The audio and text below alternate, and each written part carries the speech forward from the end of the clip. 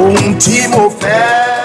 ìjẹ́ àtúpalẹ̀ lọ́jọ́ tó ní ohun tí mi fẹ́ ohun tí mi náà ń béèrè ó dá lójú kábíyèsí ọba mi àláwùrọ̀ bí a máa ṣe fẹ́mi a sì máa ṣe fẹ̀yìn bá a ṣe ń wá sórí ètò ìtàpè ní ìlera lọ́rọ̀ látúbà lọ́jọ́ tó ní ambassador Àkànní Ilé tí ó fẹ́ lèmi jẹ́ mo ti ní bàbá wa Dr. Mallam Bintilaye wọ́n ti wà níkàlẹ̀ pẹ̀lú wa níbi tí yàtọ̀ máa fi ọ̀rọ̀ jomitoro ọ̀rọ̀ ẹ káàbọ̀ sórí ètò wa. tó ẹ kú ilé o gbogbo jàmọ́ lọ́kùnrin lóbìnrin gbogbo ẹ̀yin táyà ń tẹ́tí dúró pé ẹ fẹ́ gbọ́ wa tó akínyìn o ẹ kú etí gbọ́ o. tó wọn ní akó etí ìgbà Yorùbá sì bọ̀ wọ́n ní ẹkùlé bẹ́ẹ̀ làkàrà ilé káàbọ̀ là ń kéré ọ̀nà ẹni tó kàn tí òkìdí kulé irun wọn máa ń pàdánù káàbọ̀ ni torí ká máa pàdánù káàbọ̀ ńlá ṣe náfààní ńlá ṣe kíra wa ní dédé àsìkò tá a wà yìí bóyá ẹ̀yin wà lamẹ́ríkà ẹ wà London ẹ wà ní UK ẹ wà ní France àbí ẹ wà ní Thailand ẹ wà ní Brazil ẹ wà ní Japan àbí náfààní ẹ wà ní New Zealand lọ́hùn aago wá sí yàtọ̀ síra wọn àbí China lè yíwà àbí Dubai ni mo ṣe ní dédé àsìkò tá a wà yìí èyí lè wà lọ́sàn káwà wà lóru àálẹ́ wà rọ̀lẹ́kẹ́ yóò wà láàárọ̀ dédé àsìkò tá a wà yìí kọ́lọ́mù bá láàánú kó dákun kó má yọwọ́ ọ̀kẹ́rẹ́ lára nǹkan ọ̀kan wa.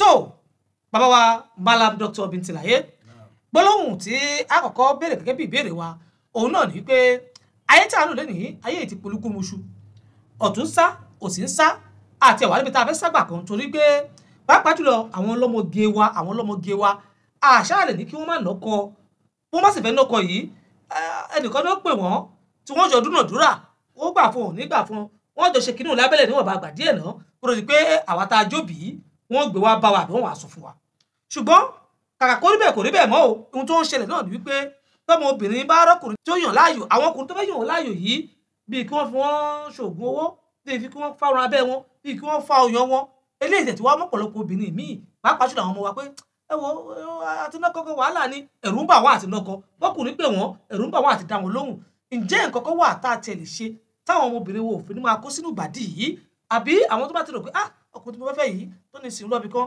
àbí ká lè jáde lálẹ́ àbí ká lè ṣe báyìí ṣé kò ní ṣe nǹkan báyìí fún mi báwo la ṣe lè ṣe ǹjẹ́ nǹkan ń bẹ ìṣọ́ra kan ń bẹ tẹ́yẹ̀ lè lò ní kí la lè lò tí ọmọbìnrin lè fi máa bọ́ lọ́wọ́ ìgbàdì pàápàá jùlọ àwọn ọmọ tó pera ọlọ́mọ yahoo tí wọ́n dáyé òde òní. tó àdúpẹ́ fọlọ́wọ́ bá olóòtú oúnjẹ yóò. àdúpẹ́ ìbéèrè tẹ́ béèrè yìí ó jẹ́ ìbéèrè tó dáa gan tí ó ṣàǹfààní fún gbogbo èèyàn sẹ́ẹ̀rá yìí tá a wà yìí n ti ń bẹ lónìí tó pọ̀ jù tí ò sí láyé john n ti ń fa àyàn náà lọ́sẹ̀ tọ̀rọ̀ lọ́rùn pé tọmọge bá rọ́kọ yóò sọ fún ìyá rẹ̀ ó pẹ́ lọ béèrè àmọ́ níṣẹ́ kò sílé mọ́ àmọ́ tẹ́ tí wọ́n á gbé wá lónìí ọpẹ́ ní fọ́nà ọba n tí ó le jù lónìí ni pé àwọn tí ń fìyàn sóògùn ti pọ̀ jù tí wọ́n sì ń lò tí sì jẹ́ ìṣọ́ra kankan ò sí ju pé ìṣọ́ ọlọ́run ọba ààbọ̀ ọlọ́run ọba làkọ́kọ́ àtààbọ̀ àwọn òbí lórí ọmọ wọn kí ọmọ náà sì má fi ìkàpamọ́ fáwọn ìyá àti bàbá rẹ̀ bó bá tiẹ̀ lè kojú bàbá rẹ̀ máa sọ àtìrí rẹ̀ fún ìyá rẹ̀ pé mọ̀ ń jáde lọ síbi báyìí o mọ̀ ń lọ síbi báyìí ẹ wo tí ń ṣẹlẹ̀ ní ìsìn àwọn ọmọ yahoo wọ́n pe ọmọge lórí Facebook tàbí náà fẹ́fẹ́ wọ́n máa náwó fún inú rẹ̀ wọ́n máa dùn wọ́n gbé lọ boutique wọ́n ra aṣọ fún wọ́n tọ́jú ẹ̀ àwọn ẹni tó bá ti bá àṣàṣepọ̀ báyìí wọ́n ṣe ìka pẹ̀lẹ́ nìkan tá a wò lẹ́jọ́ mẹ́ta yìí tá a rí ìdín níjà lójú ara ọmọbìnrin náà bí ìdín náà bá ṣe pọ̀ sí bẹ́ẹ̀ lówó tí wọ́n máa pọ̀ sí torí àwọn ọ̀bẹ̀rù ọlọ́wọ́n àti bẹ̀rù àti bọ̀tán wọ́n láti náwó yahoo ni ọmọbìnrin náà wà sọ́ra fún ara rẹ̀ ní téèyàn wá tún lè lò ń bẹ sẹ́ẹ̀rẹ́ àgbo táwọn sọ pé àgbo wọ́n sì bá àgbo bàràsán ní ń bẹ ní aṣọ nínú àwọn ọ̀rọ̀ wa tó kọjá lọ àwọn ewé tí ń bẹnu gbóná ní ìsìn àwọn àbá wa ń jọun àwọn àgbàlagbà wọn ó mèwé náà wọn ó ṣe sínú kòkò wọn ó gbé sí ẹ̀kùlé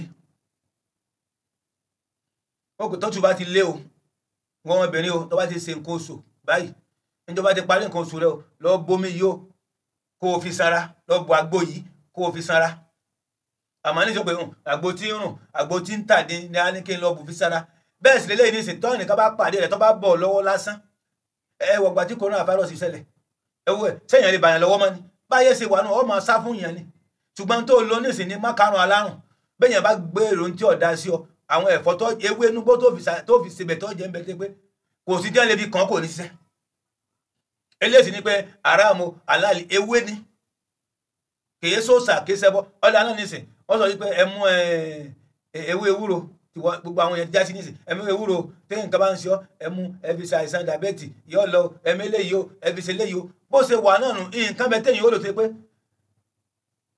ní Nàìjíríà ní Togo bí ní gbogbo àgbálá ilẹ̀ Yorùbá táwọn èèyàn bá wà ní ìsìndé pé ewé kan bẹ àwọn pèlè wá ìlú àmì ọ̀fẹ́ máa sowé lórí kíní ẹ̀yìn fẹ́ so ewé lórí kíní tó bá mú tó lò tó fi wẹ̀ lásán tó gbọ́ tó fi wẹ̀ tàbí orí sínú kòkò kò sí jẹ́ lè sàṣẹ ọtí ọ̀ràn ẹlẹ́rù ní ọ̀rọ̀ ẹrù rẹ̀ ewé bọ́nbọ́n bẹ nǹkan bẹnu wáyé pé tọ́ba ẹ̀mẹ́jì a máa sọ́jù ká má máa wọnú rẹ̀ tó dábàá sọ́jù sí àwọn yóò gbé sáyé ni pé ewé iṣẹ́ fún kabayo lórí ìrọ́lẹ́ ló sì bàdé fún wọn wọ́n kàn máa fi gbowó ni nígbà tí àwọn ní àṣírí náà tó lò tún gbọ́ àwọn Yorùbá sọ pé ẹrù tìrìbọn bó bá dì sílẹ̀ orí ara ẹ̀ ní èrú kìí sọ́fọ́ àfojúrí lórí igi kìí sóòsà fúndì eléyìí àwọn ewé ń bẹ tí ọmọbìnrin lè lò tọmọ bá ti dẹni ọkùnrin wọn sá pè náà ni bàbá òní ìfẹ́ ọmọ rẹ̀ yóò sá jáde náà ni yóò lọ sùkúù wọn wọnú ẹgbẹ́ kọ̀ọ̀kan mi pé eléyìí o ká ṣe báyìí o ká ṣe àmọ́ ntí bá ń lò náà àtàdúà àti rúkìá àwọn àdúà ń bẹ ní gbogbo ẹ̀sìn méjèèjì àtẹ̀sìn bá tẹ́lẹ̀ ṣe tó olóòtú bó ṣe jẹ́nu o nǹkan ewé ń bẹ àgbo ń bẹ tí yóò ṣe sínú kòkòrò tí ó máa wẹ̀ bẹ́ẹ̀ tó kọjọ́ rẹ̀ ewé sínú nǹkan lé yóò sì máa bù yóò máa fi sanra ọkùnrin náà bù yóò fi sanra tẹ́ pé tí èèyàn bá ro burúkú láyé tàbí ọ̀rọ̀ pọ̀ fẹ́ fi lu ọmọbìnrin tàbí fẹ́ fi sògùn owó bí n ti ń ṣẹlẹ̀ tí wọ́n lò wọ́n náà máa yàwó ọ̀pá wọn dànù tí wọ́n kàn náà gérí wọn síbi kan ara gan sọ fóun pé ìní lọ ibi tí mo ń lẹ̀ tó bó ṣe jẹ́ ní olóòtú. tó kì í bàbá wa monsieur Malam Dr Bintilaye s'il vous plaît avec les choses qui sont en train de déranger beaucoup de notre filles aujourd'hui, il y a beaucoup de filles qui ne veulent pas marier à cause de les gars qui s'en appellent les Yahoo, qui utilisent les filles pour le rituel de l'argent. C'est pour cela que beaucoup de femmes, beaucoup de notre filles ne veulent plus marier. Mais avec ça aussi, est-ce qu'on peut dire à notre fille que le gars ne doit pas les chercher? Le gars va le chercher, mais comment il va savoir que ce gars-là, c'est un mauvais gars ou bien c'est un bon gars? Maintenant, est-ce qu'il y a quelque chose que notre fille peut utiliser comme pour faire protéger elle-même? Est-ce qu'il y a quelque chose comme ça? Ou bien, il y a un moyen pour sauver les filles, pour que les filles ne tombent pas sur la main de mauvais garçons? Oh, Dieu merci. Les questions que tu as demandées, c'est ça qu'on allait parler Yoruba de ça. Dieu merci, on dit à Pénamaou. Premier répondre là, si tu es musulman là, il faut prier bien d'abord. Prier, c'est important. Après ça là, si tu es chrétien là, il faut prier aussi. Prier, c'est important. C'est que tu as confiance, il faut prier sur ça d'abord. Après ça, pour les Africains, tu vois, il y a beaucoup levé dans la bouche. Il y a beaucoup élevé dans la bouche. Il y a beaucoup levé. Bon, tout ça là, avant papa là, il y a un V. Quand un enfant va faire règlement là, il y a racine, il y a V, on met dans la derrière maison, dans les Canaries, ou bien dans les colopodes, quelque chose là. Ça qui moi, quand un enfant fait règle, un enfant qui n'a pas fait règle même, il rentre, il douce l'eau là. Bon, aujourd'hui là, on ne fait pas faire ça, on va dire que papa là, il est ancien papa, il est compétent, il ne connaît rien. Ça là, ça sent, il y a quelque chose dedans, oh, qui va toucher ça là. C'est solide, les enfants de là, c'est pourquoi les enfants tombent sur le problème. Côté les Yahoo là, si quelqu'un pensait mal pour toi là, il y a le verre dans la bouche, on prépare, on douce, on mange là. Toi, mais tu vas savoir que ça là, c'est menteur. On a fait quelque chose avant-hier là, on a trouvé un fil là. On a pris pour sortir, aller baisser. Maintenant, quand après baissement là, c'est les choses qui sont dans la, en bas, dans les faillants. C'est les choses qui gâtent, c'est qui sont dans le caca là. Quand tu es ici là, dans les ciels gaz là, c'est ça qui sort beaucoup. Comme c'est sort comme ça là, c'est comme ça, son argent va arriver. Bon, il n'est pas perdu.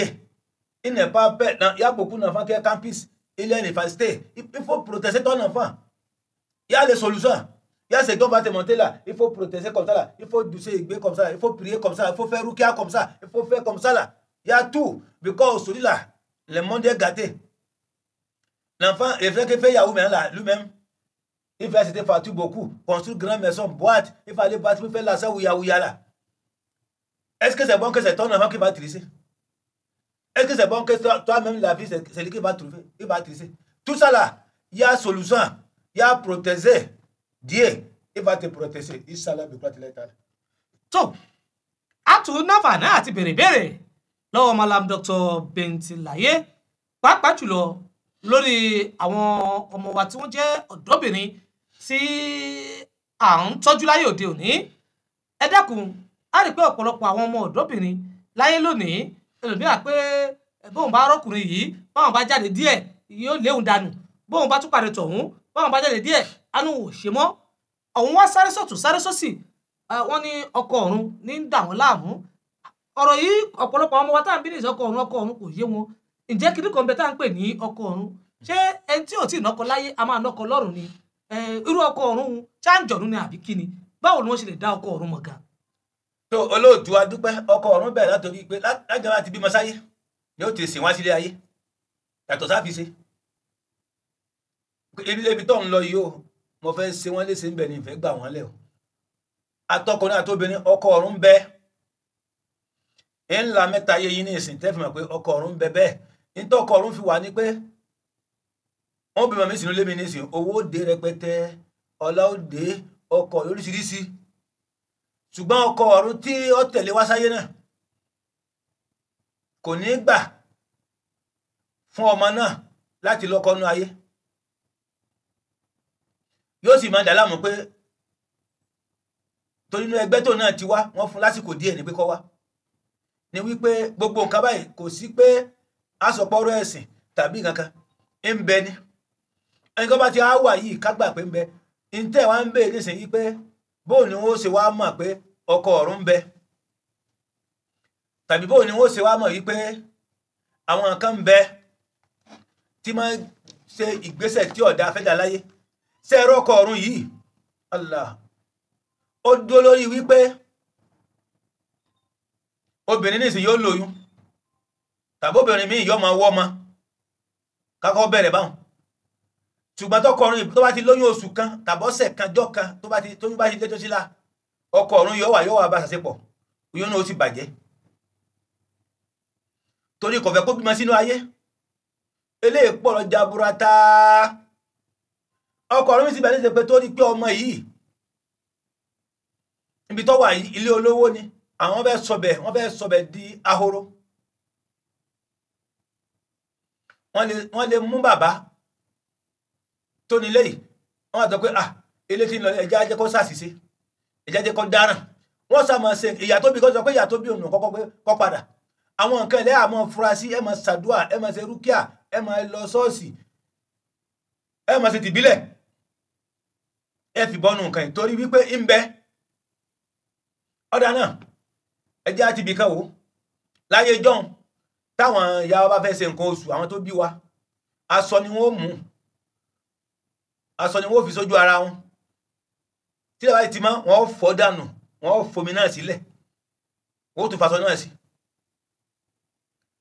padà títí tí wọ́n fi parí nǹkan oṣù aṣọ náà wọ́n máa lò lónìí ní ìsìn pampers ni wọ́n ń lò òwú ni wọ́n ń lò mùsùlùmí ni wọ́n ń lò àwọn nǹkan tí wọ́n ń lò náà sí ẹbẹ́ ráwọn ẹni sì ń kó nǹkan sórí ilẹ̀ táwọn èèyàn lọ sa nǹkan náà tí wọ́n lọ tà fún àwọn tí fi ń ṣàfọ̀ṣẹ́ tí fi ń so ògùn owó tí wọ́n fi ń ṣe yahoo gbogbo ẹni tí wọ́n bá lo nǹkan rẹ̀ ṣé táwọn èèyàn ti fọ̀ dànù tí wọ́n ti fómi sí dànù tí wọ́n fi yọ̀ ṣé náà lọ fẹ́ kó àkóbá bá wọn ni ọmọ ọgọ́ làlúbàríkà àmọ́ ọ̀ tó fi nǹkan ṣé tí wọ́n tó dùú ta tó sọ́ta táwọn kan sá tí wọ́n lọ fi ṣe nǹkan gbogbo ọmọ tó bí náà sìn wọn à ní ṣe nǹkan rè wọ́n gan ní ìṣọ́ padà sáré wọn àmọ́ rùwọ́ káàkiri àjàkẹ́yìn kan ti ẹ̀ bọjà òun lọ dáràn òun lẹ́gbẹ́ lọ sí pé lọ gbẹ́nu sí máìkì o lọ sí nǹkan báyìí o àmọ́ wọn ní wo tó ti ṣe ní tí wọ́n ti mú jáde lò pé ọmọ ṣe tí ọ̀dá ni ọkọ àtìyàwó wà nísìn wọ́n ti mọ mẹ́fà méje fúnra wọn wọ́n bẹ̀rẹ̀ ìjà kí ló fà á wọ́n ti yọ nǹkan tó dáa pé èṣù ni wọ́n bá wọn gbé bọ́kọ ọ̀run ti máa ṣe ọ̀pọ̀ àtàyà ọ̀run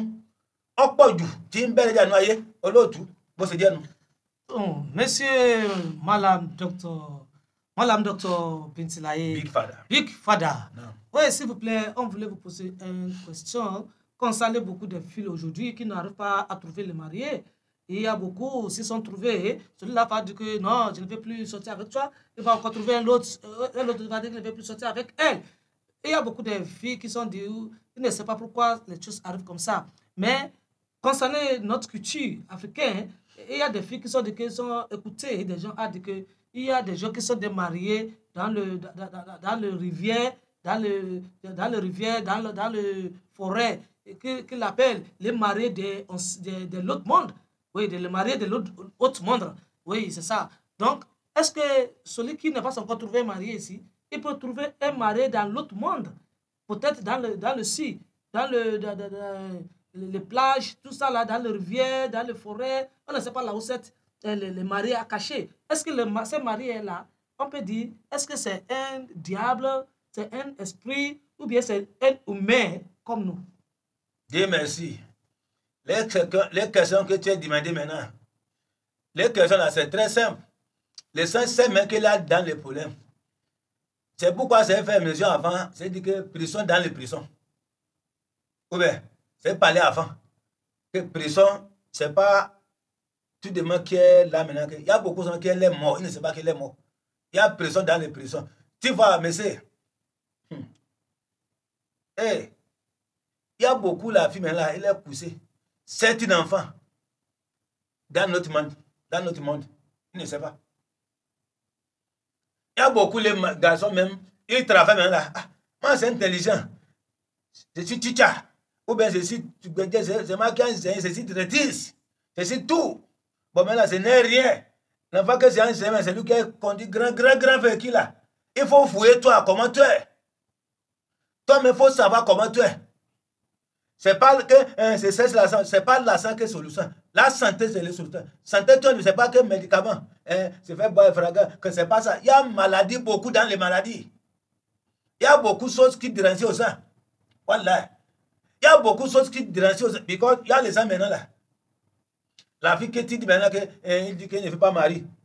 Ce qui a assez moment fait, c'est la fille qui sait ce problème. Tu veux à ce moment là, quand on va faire règle maintenant là, il faut ces pains. Les pains qui vont attacher pour en bas. Quand règle vient là, il l'a fait. Il lave ça. Il lave ça sur la terre, en place. Il va prier aussi là. Après ça, là, c'est un bon enfant. Un enfant qui va venir. Un enfant le barricade. Un enfant qui va m'aider. Après règle là. Bon, aujourd'hui là, papier moussoir, pampas, tout ça là.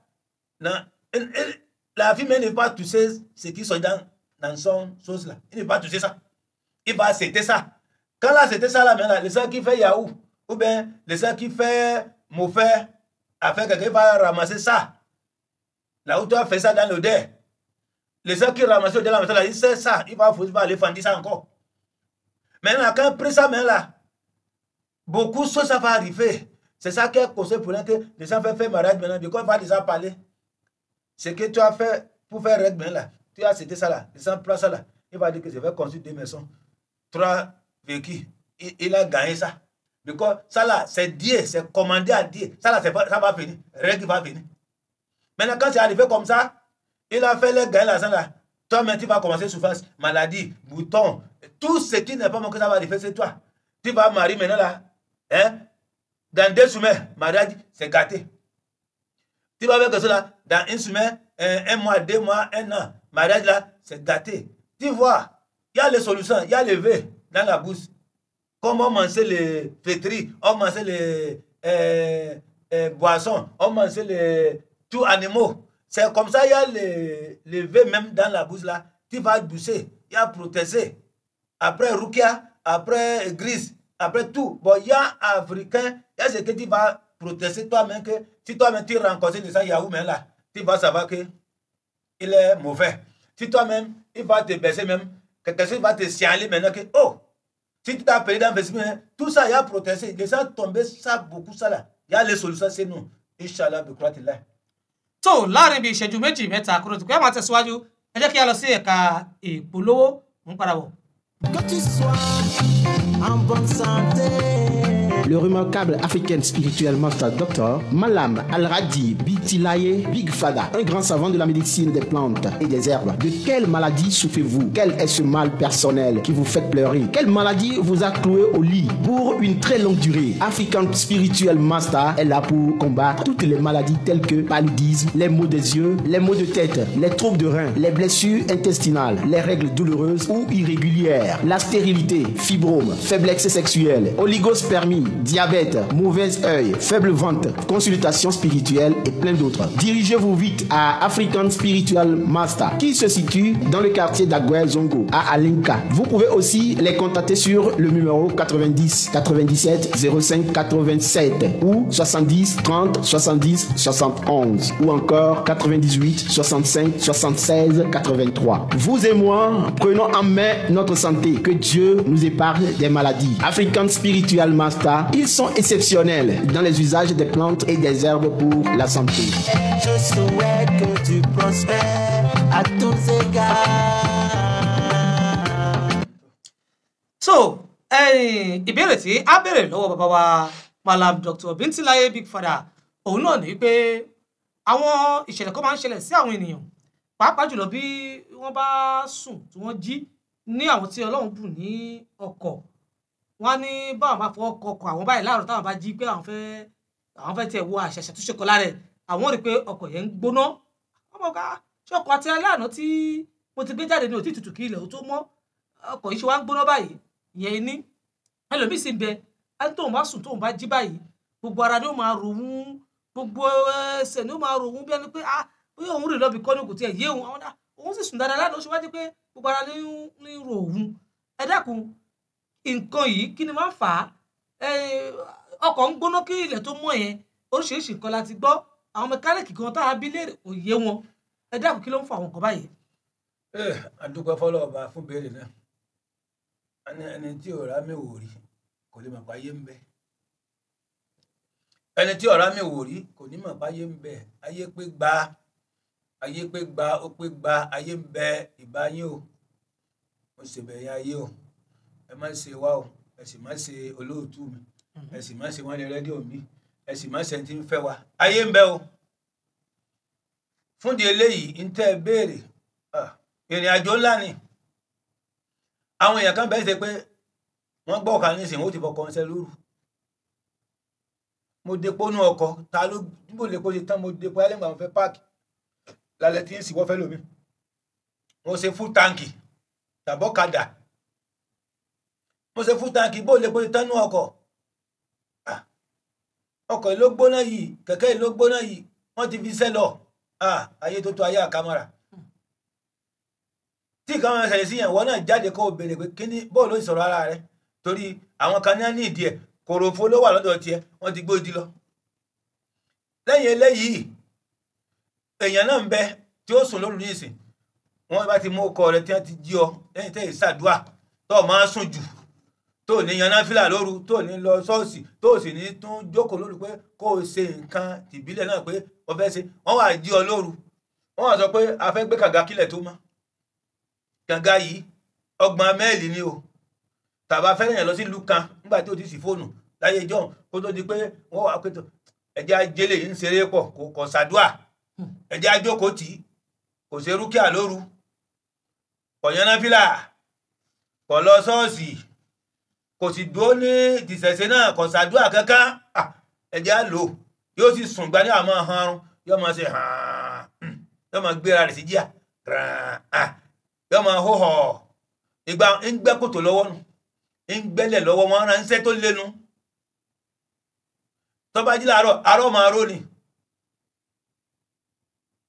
àwọn èṣù obìnrin kan sì ń bẹ́tẹ́ páwọn náà wọ́n ń gba àtọ̀ wọ́n ń lo àsìkí ọkùnrin tó wáyé pẹ́ tó ráàyè tí ọ̀sàdó àti ẹ̀rí mú ni wọ́n lè kó èèyàn 30 kalẹ̀ èèyàn 30 wọ́n àkọ́kọ́ wọn bá wọn sùn yóò wá ṣiṣẹ́ lójú wọn fún yóò ṣiṣẹ́ yóò bá wọn sùn títí lè mọ́ nígbà bá jí ó lè rátọ̀ lára rẹ̀ gẹ́gẹ́ bá lọ́dá tó lára yóò rẹ̀ tó wọ́n ti lò ó mọ́ jùnú ìtọ́ fẹ́ jẹ́ ògùn ara rẹ̀ láàrin 20 ọdún wọn ò lò lóru kan mọ́júmọ́ ìgbà àárọ̀ máa ró gbogbo nǹkan máa ṣe wọ́n lè ránṣẹ́ gbogbo sẹ́ máa lòyàn fún gàgà ìgbẹ́ tẹ́lọ̀ gbogbo nǹkan àwọn ayé máa lò fún lẹ́yìn eléhùn tẹ́ bá lò bẹ́ẹ̀ tó obìnrin náà ń bẹ bẹ́ẹ̀ tẹ́ pé òun náà sùn nísìnyí yóò lóyún nígbà tí ó ṣàdúrà tí ò dúró rárá àmọ́ solution ń bẹ fún gbogbo eléyìí pé lójú oorun wà ní rí ọmú wọn para lẹ́yìn àdúrà àwọn tó ṣe ń bẹ tẹ́ pé kò ní sí wàhálà kankan fọ àtọkùnrin obìnrin mélòó yín nísìn tó bá gbà wọn bóyún rẹ̀ jẹ́ òun tó fẹ́ jẹ́ full promise mo kàn tí ọ̀dà mọ̀ wáyé tó olóòtú ìbéèrè náà nù. tó s'il vous plaît monsieur Bintilaye Big Fada on voulait poser cette question concernant des gens qui sont dit que si ils sont garés la voiture dans la nuit le matin s'ils sont arrivés pour mettre l'eau dans leur voiture on savoir que les voitures ça chauffe comme que les gens viennent de garer ça tout de suite. Pourquoi ça arrive comme ça? Les voitures qu'on a garées depuis hier nuit et ça chauffe jusqu'à le matin. Pourquoi les choses comme ça arrivent? Et de deux, il y a des gens s'ils dorment, ils dorment bien dans la nuit, mais dans le matinée, s'ils réveillent, ils sont mal à l'aise, comme les gens qui ont déjà travaillé, ou bien quelqu'un qui a pris les choses qui est lourd. Tout ça là, ça arrive à des gens. Est-ce que ça là, on peut dire c'est normal ou bien c'est un esprit qui fait que ça arrive à nous comme ça? Oh, Dieu merci. Les questions que tu es en train de demander maintenant, après Namao, Dieu merci. Tu vois, il y a des choses, trois choses, beaucoup de choses maintenant qui dérangent au sang comme ça. Là. Tu vois, il y a les gens qui garent qui maintenant. Tout rassou même. Bon, tous les piliers au moteur, c'est saut. Mais quand les garés là, il y a les gens qui ont besoin pour conduire la nuit encore, aller loin. Il va conduire. Moto même. Tu peux faire c'est sorti tassiment. Quand j'ai fait rentrer à la salle, c'est rentrer station Total. Ou bien celle Total. C'est mes carburants. C'est complété full tanky. C'est du mari, parti vers il y a quoi? Et ça, c'est venu dedans. On a conduit ça. La nuit, il y a une moto aussi comme ça. Il y a beaucoup de choses comme ça là. Ça arrive pour ça là que tu vas voir maintenant que tu les piles même, ça va caler, ça va saut. C'est garé, mais c'est fait tout. C'est correcté tout là. Il a monté. C'est pas toi-même, moi. Il y a les gens qui prennent la nuit pour conduire encore, aller loin. Because quand le moment que on l'a monté, nous, côté musulman, on l'a monté Rukia pour faire. Côté chrétien là, il faut aller à l'église. Côté traditionnel aussi là, il y a ce qui. Bon, tu n'es pas fait rien. Bon, après ça là aussi là, il y a les solutions. Il y a les vœux. Il y a beaucoup de choses. Tu vois maintenant là, il y a un monsieur maintenant là. Il rentre là, il dort sur le lit. Il regarde l'air. C'est dormir, fin terre. Jusqu'à 4 h matin, c'est faire réveiller, aller au service. Bon, il ne prie pas. Il est resté comme ça, on va le réveiller. La nuit, pour l'envoyer. Il y a la femme, diable, satanique.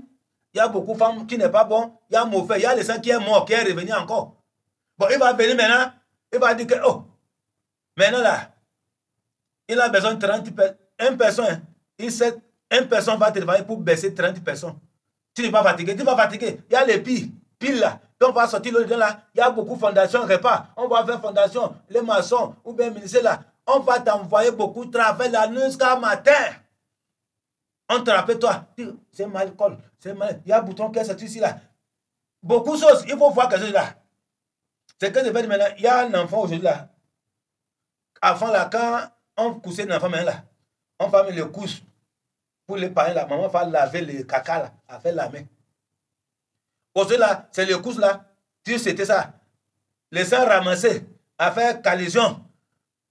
Tout ça, il ramassé, aller faire quelque chose là. Tout ça là, ça donne un enfant. Maman qui a c'était là, ce n'est qu'à tresser la terre pour ça. Il donne un enfant problème. Tout ça là, on tressait au sang pour travailler la nuit. On fait beaucoup dans la nuit. Il y a les hommes qui font au sang, Mayoc, tout, et Yam là. Il va dire, ok. Au sang que c'est quand tu vas finir au là. Dans la journée, il va t'envoyer toi seul la nuit, tu vas aller, tu vas fatiguer. C'est ça qui a causé le problème. Il y a les solutions. Il y a ce qu'on va te faire, il y a ce qu'on va te protéger, il y a ce qu'on va te donner. Ça ne peut pas arriver encore. Inch'Allah. So, ok, tena fari tengo wa ono ne ti ngbola tenu Dr. Mallam Bintilaye Big Fada. Ìbéèrè tí mo tún wá fẹ́ béèrè lọ́wọ́ yín, òun náà ni pé tí a bá wọnú ayé lónìí, wọ́n ní gbogbo wa la ní ìràwọ̀ tí ń bá wa gbé nínú ayé, tí ń bá wa lọ nínú ayé. Ìràwọ̀ yìí àwọn olóyìnbó gan wọ́n sọ nípa rẹ̀ fún wa tó jẹ́ pé ìràwọ̀ yìí ó sì gbé oṣù 12 dúró tòró ni o jùmọ̀ ni o sàjítẹ̀ ni o àwọn ìràwọ̀ yìí lọ lóṣìṣì bẹ́ẹ̀ bẹ̀lí gbogbo ẹ̀ bẹ́ẹ̀ ẹ wá dákun nínú àwọn ìràwọ̀ tí à ń sọ yìí ǹjẹ́ ìràwọ̀ yìí lóòótọ́ tó ní ìbáṣepọ̀ pẹ̀lú ìgbésí ayé àwọn èèyàn. tó olóòtú ó ní ìbáṣepọ̀ ìràwọ̀ ní ìbáṣepọ̀ nínú ìgbésí ayé ọmọ ènìyàn torí pé tábà bímọ lóyìn nísìn abímọ níjọ́ Sunday o a sì sún níjọ́ Sunday tí ń bọ̀ o abímọ lálàrúbá o a sì sún lálàrúbá tí ń bọ̀ o abímọ níjọ́ báyìí léde ti ìbílẹ̀ abímọ níjọ́ Ajé o a sì sún níjọ́ Ajé o ó ti wà wọn ó tọyọ sí lẹ́nu wọn ó tó epo ìràwọ̀ ó ní í ṣe pọ̀ àtọjọ́ ìbí tí wọn fẹ́ ṣàṣìyàn ní ìsìn ọjọ́ ìbí náà wọ́n mú níjọ́ la bí kí ló kọ ya rẹ̀ kí ni déètì ẹ̀ ìjọ fi ń ṣàṣìyàn náà nù wọn ní bí kúlé ọba pa ní tòde òní pààyàn fún eléyìí ẹlòmíín wà nísìn pé irú bèlè tá à ń sọ ní èdè faransé nísìn àgbo ilédè Yorùbá gbogbo àwọn ìràwọ̀ náà títí ẹ̀ bá nǹkan pàì lọ́dọ̀ wa kó kọ̀wé sí wa tàbí kó pè wá á ṣàlàyé fún ọ ìwọ tó já kékeré ni o ìwọ tó jẹ́ kìnìún ni o tó jẹ́ ìràwọ̀ náà ni o tó jẹ́ ìràwọ̀ omi ni o tó jẹ́ gbogbo nǹkan míì ni o ìwọ tó jẹ́ ìbejì ni o tó jẹ́ afẹ́fẹ́ ni o níbẹ̀ láti mọ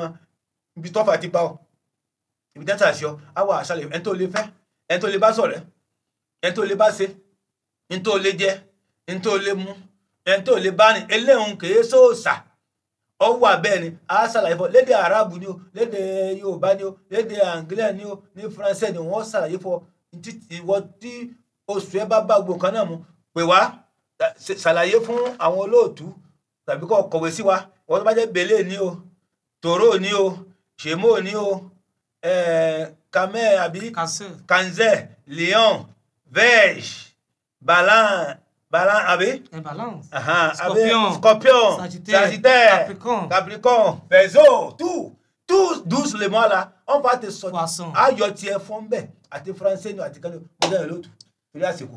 so òun náà lè ti gbọ́ nípa ìràwọ̀ òun náà gbìyànjú kó o wádìí ìràwọ̀ rẹ ǹjẹ́ tó bá sì wádìí ìràwọ̀ yìí yóò gbé ọ débì kan àwọn nǹkan tẹ́ fi pé Dr. Mallam Bintilaye ilẹ̀ tí ń wò lójú amóhùnmáwòrán wa yìí s'il vous plaît Mallam Dr. Bintilaye Big Father il y a des gens qui parlent sur les choses de l'étoile et l'étoile là beaucoup de gens connaissent ça et il y a des blancs aussi qui sortent ça sous le nom de les Français on dit bélier les taureaux, les jumeaux, les cancers, les lions, les vierges, les balances, scorpions, capricornes, sagittaires, en poisson, tout ça là, il y a ça. Est-ce que vraiment l'étoile là, est-ce que ça travaille vraiment bien? Ça fait quelque chose avec notre vie qu'on a en train d'utiliser. Dieu merci, les questions là, tu vois, Dieu là comme avant. C'est nous qui n'est pas tenu Dieu comme avant. Parce que Dieu même, il n'est pas trompé, non. C'est nous qui trompons Dieu. Est-ce que les gens peuvent sortir dans les trous de Dieu? Dieu t'a laissé ce qu'il faut t'asseoir ici. Mais tu quittes là-bas, tu dis Dieu, c'est ici là où tu m'as laissé. Est-ce que ça peut aller? Ça ne peut pas aller. Ce que tu as demandé, mais là, ça est. Si tu vas envoyer un problème quelqu'un, mais là, si quelqu'un ne connaît pas ton jour, année, les jours qu'on t'a né, ton date, il n'est pas fait quelque chose. On a causé quelqu'un maintenant là, samedi, ou bien dimanche, lundi, septembre, octobre, janvier, tout. C'est ça qui ont trappé toi. Si tu n'y as pas ça là, on ne va pas te trapper. On ne va faire des bons. C'est toi qui vas protéger ton mois, ton jour. Tout ça là, ça est. Scorpion, Verseau, tout, Balance, tout, Cancer, tout. C'est ça qui ont trappé au sang. Il y a ce que tu ne vas pas manger. Il y a ce que tu ne vas pas amener avec lui. Tout ça là, c'est dans 12 mois là, à peine nous. Pour toi là, on va t'expliquer. Qu'est-ce que tu vas manger? Les gens que tu ne vas pas aimer. Les gens que tu ne vas pas marier. Parce qu'il y a des gens qui ne peuvent pas faire business avec lui. Tout son business, ça va gâter. C'est que on demandait dans les radios, mais là, tout ça là, c'est ça. On n'a qu'à respecter ça, les mois, les sous qui ont accouché, tout. Si tu les gens ne connaissent pas ça, ok, viens là. On demande maintenant, si tu vas demander date maintenant, quelle année de 8 ans? On t'a dit quand? Mais lundi. C'est ça, c'est commencé.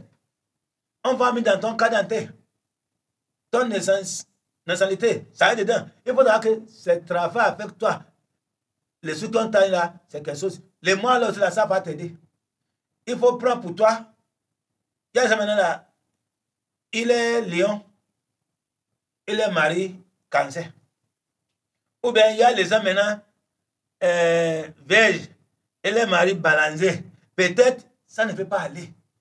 Bon, comme ça là, il n'y a pas de lion qui te dit ça là. Tu vas savoir que qu'est-ce que je fais mari, c'est que je fais mari là. Bon, c'est pas bon pour souffrance trop dans la vie. Faut sortir, demander pour toi de là. On va continuer sur mes procès. So, àdéhùn jù bẹ́ẹ̀ lọ lórí ètò wa ní ọjọ́ tòní kó ló ti pé àmọ̀ dágbére ìjẹ́ kí á ṣe kàpolówó kó ló ti pé àmọ̀ lórí ètò yìí. Que tu sois en bonne santé.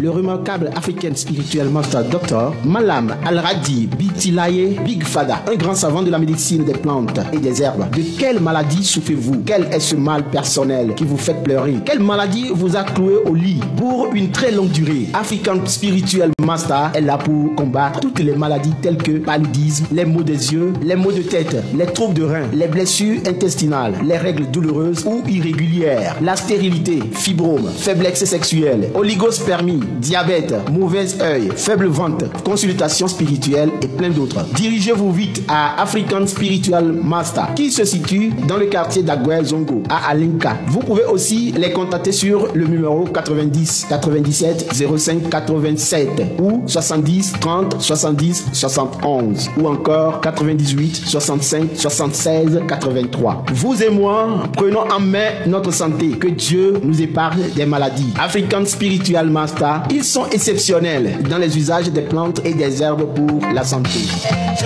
So, àdéhùn jù bẹ́ẹ̀ lọ ní ọjọ́ tòní oníyan ṣe ọlọ́bẹ̀ ṣe ọlọ́kà ṣe gbogbo ẹ̀ tẹ́ jókòó tẹ́ bá wa jẹ́ èyí náà ṣe gbogbo ohun tí ó yẹ ká mọ̀ nínú ìgbésí ayé òun láti mọ̀ lọ́jọ́ tòní ẹ má gbàgbé pé a sọ nípa àwọn kùdìẹ̀kudiẹ táwọn ọmọ wa ń kó nípa àwọn ọmọ yahoo báwo ni wọ́n ṣe lè rí ọ̀nà àbáyọ tí wọ́n fi ní gbé wọn fi ṣògùn owó mọ́ a sọ nípa àyún a sọ nípa báwo ni àwọn ìkànnìṣẹ́ tó fi ń gbóná kílẹ̀ ò tó mọ́ àtàwa náà tàbí ó máa dùn wá kílẹ̀ ò tó mọ́ gbogbo ẹ̀ náà la sọ nípa rẹ̀ a sọ nípa àwọn ràwọ̀ tá à ń lò gbogbo àwọn nǹkan wọ̀nyí ẹ̀já mójútó torí ẹnìkan torí ọ̀la ni bàbá wa Malam Dr. Bitilaye bá dágbére fún àwọn èèyàn lé.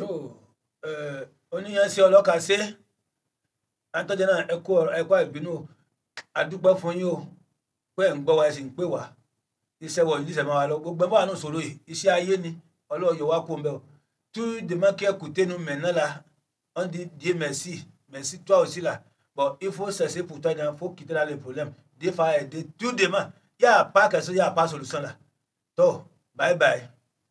tó o ní ẹ ó dìgbà ó ti jí ìjọ mẹ́jọ ń gbà láti máa pàdé ire o.